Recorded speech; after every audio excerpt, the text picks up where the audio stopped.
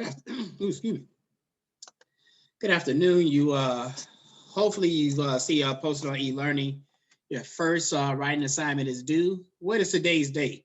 By any chance, does anybody know today's It's date? the 3rd. What is today's date? Today is the 3rd, Of which month? February. Good. So the paper is due at this time on March 10th. So you have a little bit over a month to complete this assignment. As such, I think that it's set up pretty well for students to succeed. And there's really no practical reason that I can see why all of us can't get a 15 out of 15 on this paper. Let's go through what we want to find out here. Now, be mindful, Savannah, the paper is based on all of these questions. If you don't answer all of these questions, it is impossible to get a 15 out of 15. If you don't answer all of these questions, it is impossible to get a 15 out of 15. If you don't answer all of these questions, it's impossible to get a 15 out of 15. Again, most of them should be pretty straightforward. Someone asked about APA format. Yes.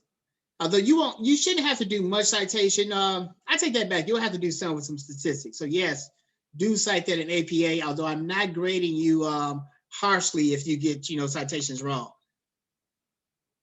The main things you want to look at, you want to be able to discuss the purpose of corrections. You should be able to summarize the reasons why we punish as a society in your own words, not the author's words, not Dr. Muhammad's words, but be able to explain why we punish people.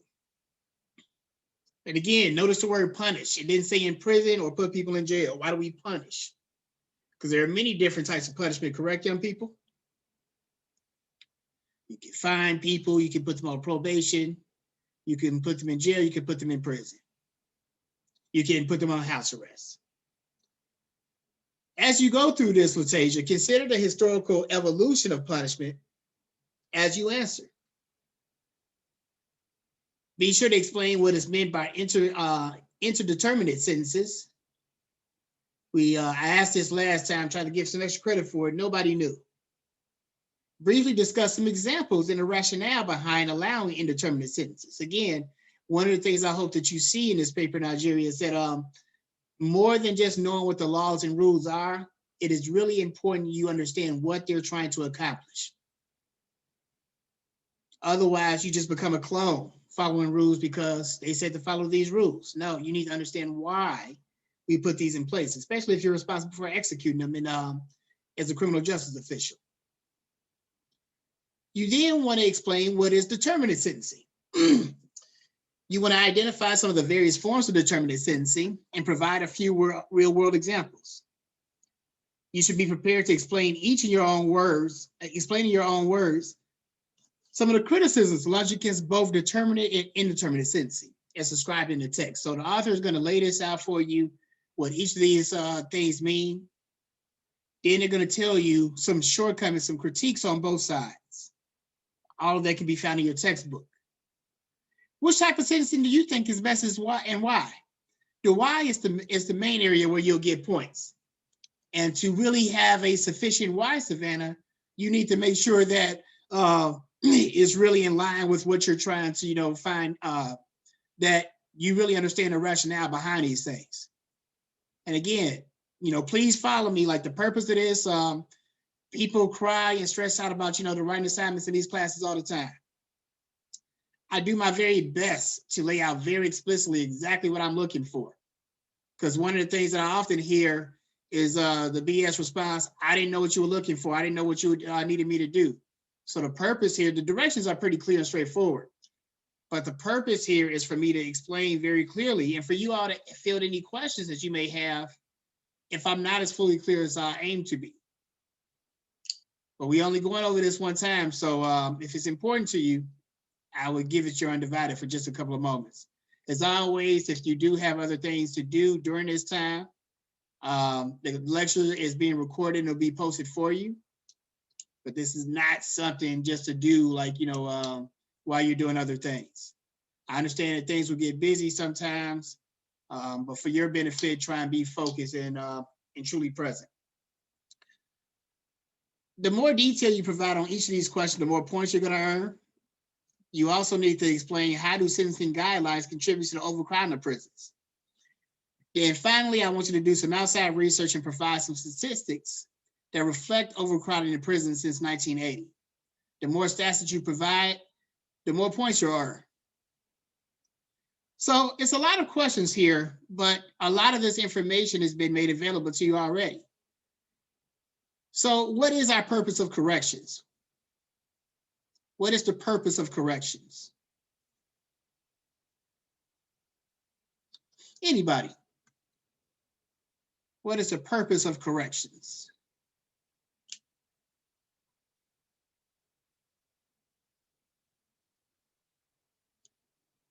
What is the purpose of corrections?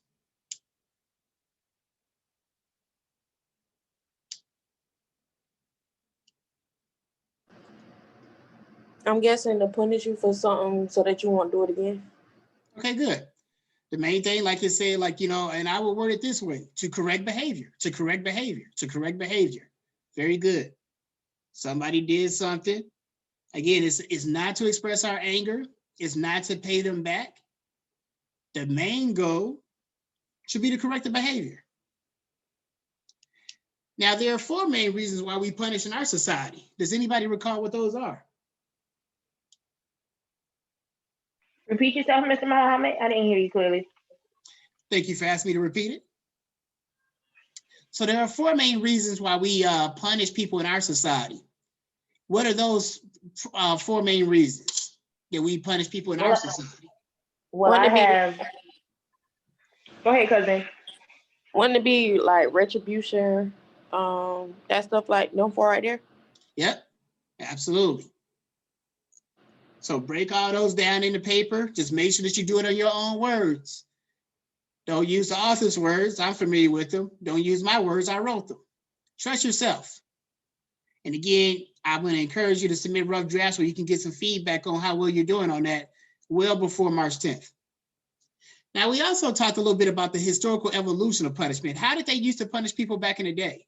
Like, what was some of the forms and purpose of punishment back in the day? Roman times, Code of Hammurabi, stuff like that. The example I have will when they used to cut people's hands off, basically to teach a lesson, so somebody else won't try to steal again, like stuff like that. Good, good, good. Any other thoughts? And why do you think that they punish people in that way? This is where you got to put your critical thinking hat on more, and not just again, like, you know, those responses are key. And again, that's why one of the reasons why I think these papers are so easy, that a lot of it just involves, you know, a dissemination, a spitting back to me concepts. But somebody in 5th grade can do a lot of that. Where we go to the next level of education is being able to really analyze the purpose and meanings behind this. So why do you think that they punish people in such a way? And what do you think that they accomplish in doing that? Again, Nigeria just told you that the purpose is to correct behavior. What do you think was their purpose, and what do you think that they accomplished? Do you think that they accomplished correcting behavior? No, well, sometimes, it's 50-50 to me, because sometimes putting somebody in the, the jail and stuff like that don't help them, because they get out and do the same thing over and over again. So absolutely, but we're talking about, so in the Roman law and Code of Hammurabi presently, do you think that the people were benefited from those type of punishments that Malik and Savannah had laid out? Malik is communicating in the chat box if you all want to look at his responses as well.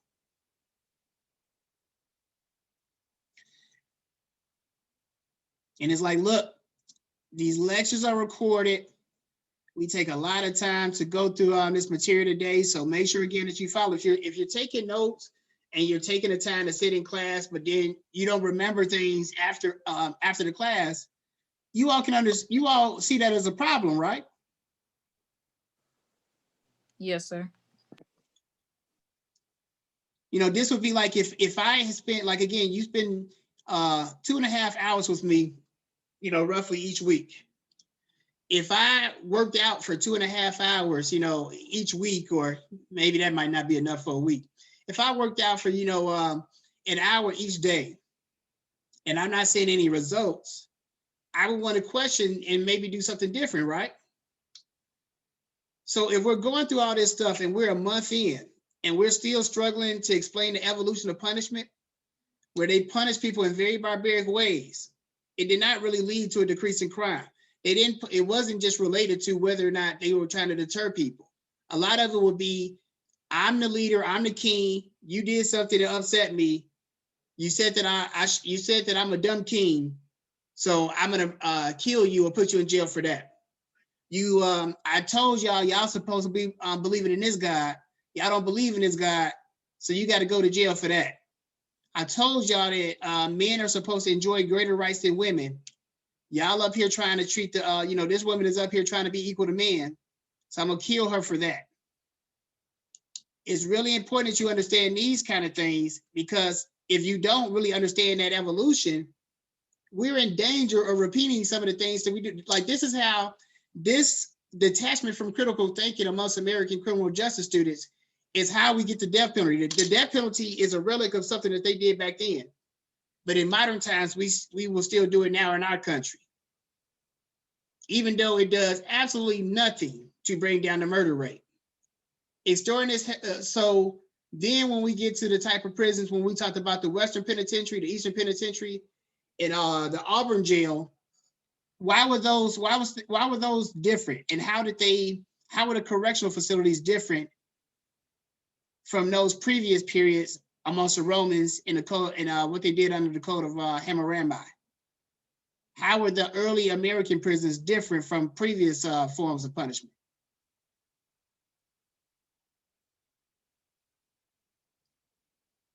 So basically, like you were saying, the Roman time punishment was basically, if the king was mad and he didn't like it, he just did something to you to basically say that I didn't like what you said.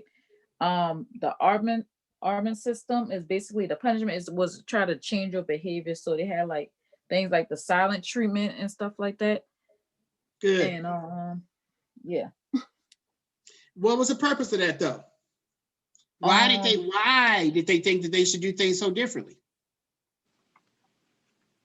Again, reciting those notes, which again is good, but I can get somebody who may not have even come to class to do that.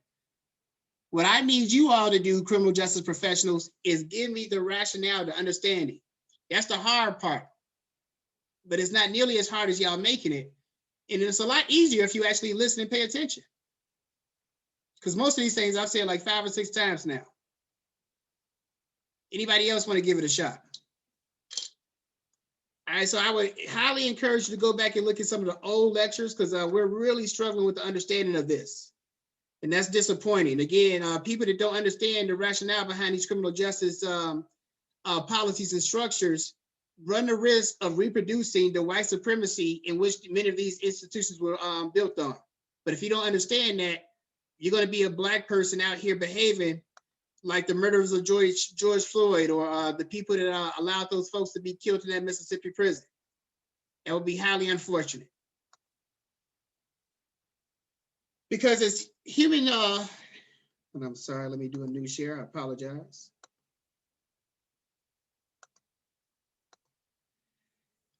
So as criminal justice professionals, it's really important that you see yourself as a person of integrity, and that you try and do the right thing when no one else is around. But again, the right thing. Like, many of y'all have not seemed to taken the time to think about what that means. You may think that the right thing is because the governor said that people should get on 25 to life for their third felony.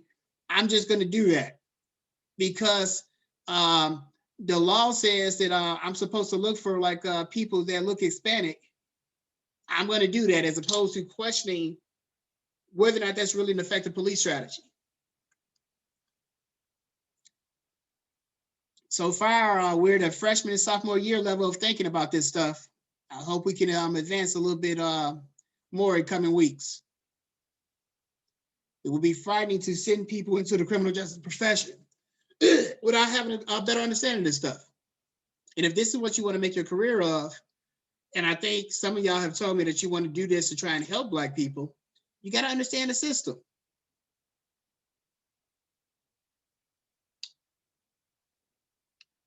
This includes modeling positive behaviors, believing it's possible to make a difference. As Malik said that before, again, the ruler would enact certain policies and punishments based upon their personal preference. That should not have anything at all to do with the law and protecting society.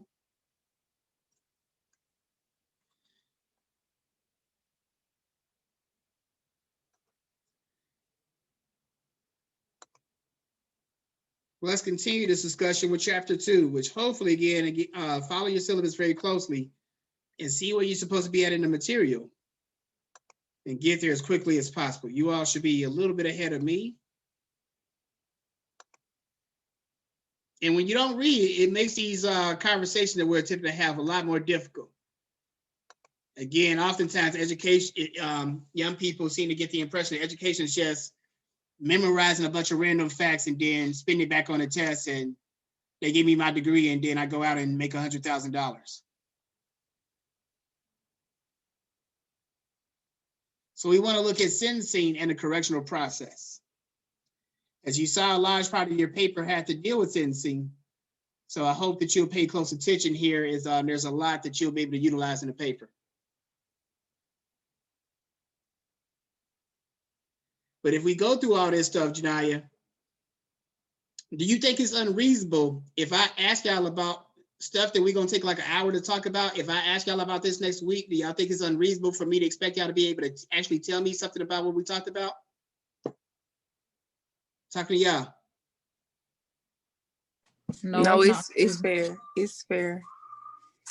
So I need y'all, don't just be writing this stuff down. Think about what you're writing down. Preview, again, the things that are going to be important that we're going to talk about here. It's highlighted for you to make that really clear. And then make sure that you understand, because memorizing these definitions, that's just not going to cut it.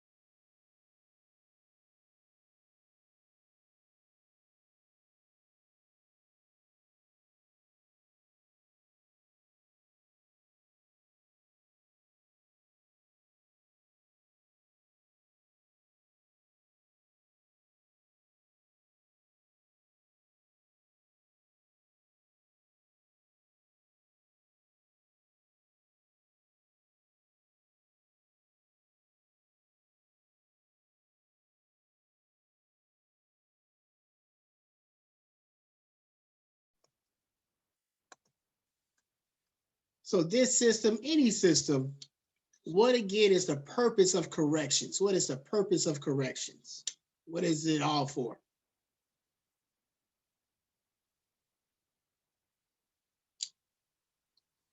to Not everybody correct on behavior. boards. Say it again, Savannah, I'm sorry. I said to correct behavior. Excellent, correct behavior. Everybody write that down. Like again, if you're only taking notes on what's here on the screen, you are not taking very good notes. If you're only taking notes on what's here on the screen, you're not taking very good notes. If you're only taking notes on what's here on the screen, you're not taking very good notes. So she just gave you an explanation of what corrections is for. So if I ask this again, I expect everybody to be able to know it. And again, the human brain can only hold so much. You'll forget some stuff. So write it down so that you don't forget next time. And then after writing all this stuff down today, take some time over the weekend and look at it some more. So very good, Savannah. The purpose of this is to correct behavior. People made a mistake. They did something wrong. They stole. They assaulted. We want them. We don't believe at this stage, back in the Roman times again, hear me. Don't just be looking at the screen. Hear me. Back during the Roman times, they believed that behavior really couldn't be corrected, that people were who they are. You're born evil or you're born good. So the only way to deal with you is as harshly as possible. As we evolve, listen to me.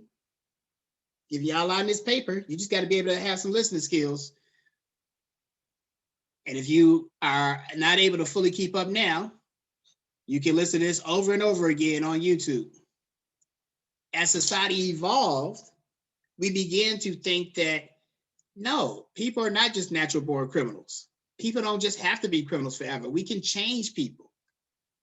We begin to believe that many people did bad things because oftentimes they were a product of their environment. They stole because, most of the people in their community stole.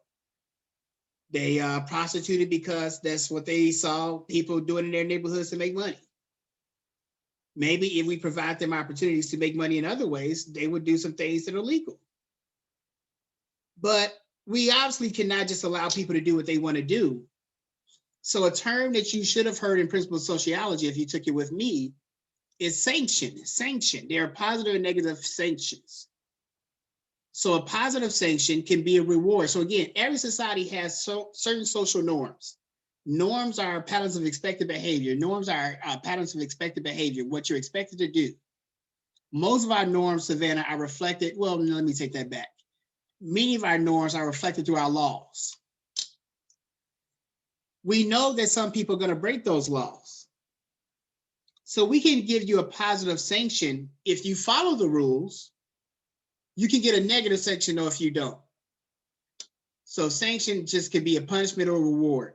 So again, sanctions start very early. We're talking about these in society right now. But your parents, they gave you sanctions all the time. So what would be a positive sanction for doing your chores? What would be a positive sanction? Either you got money or got to hang out with your friends. Good. You get more, you get an extended curfew. You get to hang out a little bit longer over the weekend. We're going to increase your allowance. Part of the goal there, Savannah, is to get you to do your chores. But more than that, your parents are trying to instill good habits of work ethic within you. That after a while, your habits form and you do them whether or not anybody tells you to do them or not. You still want that money. But the ideal for your parents is not just to get you to do chores, but to develop, Savannah, good work ethic of doing work she doesn't always feel like it, but understanding that work is going to yield you some benefits down the line.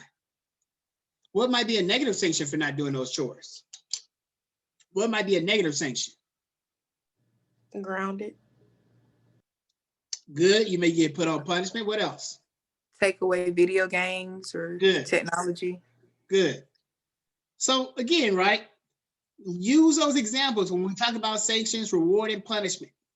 In this case, we're talking about society. That ideally, Janiyah, you learn these lessons at home from your parents.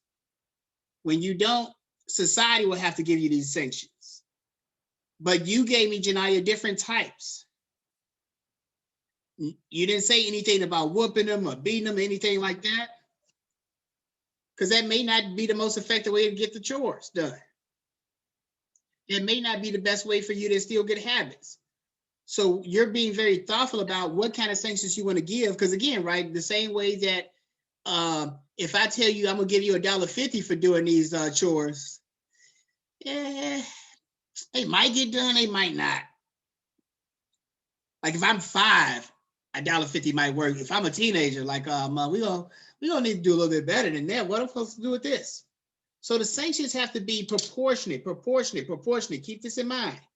This speaks to this second bullet point, Latasia, where we have to evaluate different sentencing schemes. So when we talk about a sentence, a prison sentence is a form of sanction, is a kind of criminal justice sanction. But what are some other ones? What are some other criminal justice negative sanctions? What are some other negative sanctions in a criminal justice system? A prison sentence is just one. It's not the only one.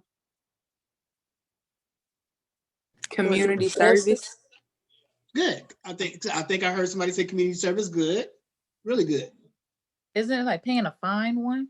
Absolutely. Good. So if you you have like a public intoxication crime, they may not take you to jail, but you probably will have to pay a fine. Good. So we want to look at this chapter is going to look at the outcomes of these different sentencing schemes. Again, make sure that you're listening. Don't just write. If we're doing, we want to, again, what is our purpose of the of corrections? What's the purpose of corrections?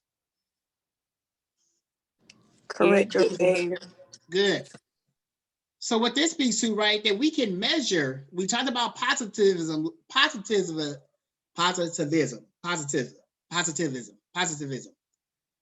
talked about that last time, which means we use numbers to observe changes in behavior and changes in cause and effect in general. So if we're using a certain type of sentence or a certain type of sanction, we want to see which ones, Savannah, are going to be best in actually correcting behavior.